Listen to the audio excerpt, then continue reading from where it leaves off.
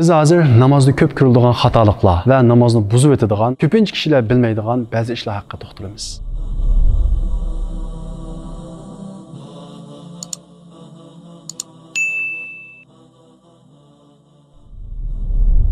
Namozda ko'riladigan xatoliklarning birinchisi namozda turgan vaqtida, ya'ni qiyomda turgan vaqtida qo'lni qas chiqarish.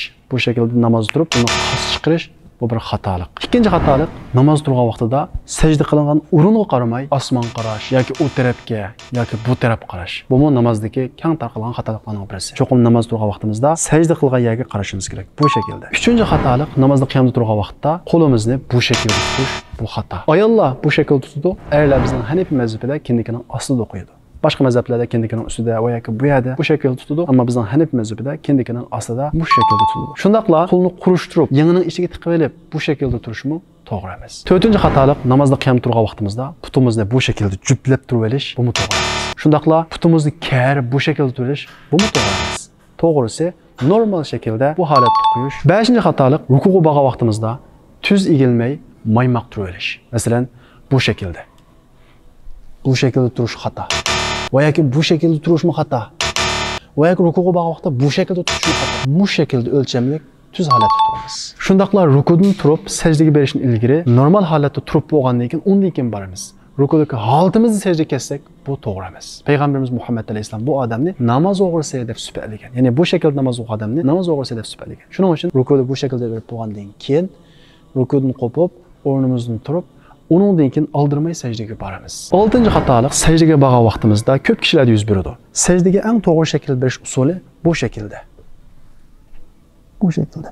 Ya'ni old bilan ikki tizimiz tushadi, undan keyin olqinimiz tushadi, undan keyin chekimiz va burnimiz tegadi. Chuqur mush a'zolarimiz tegishi kerak.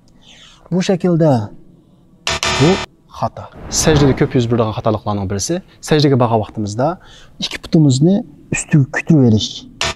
7-xatolik namoz o'qiganda ko'zimizni yumib olib o'qish to'g'ri emas. Ko'zimizni ochib, sajda qiladigan o'ringa qarab o'qishimiz kerak.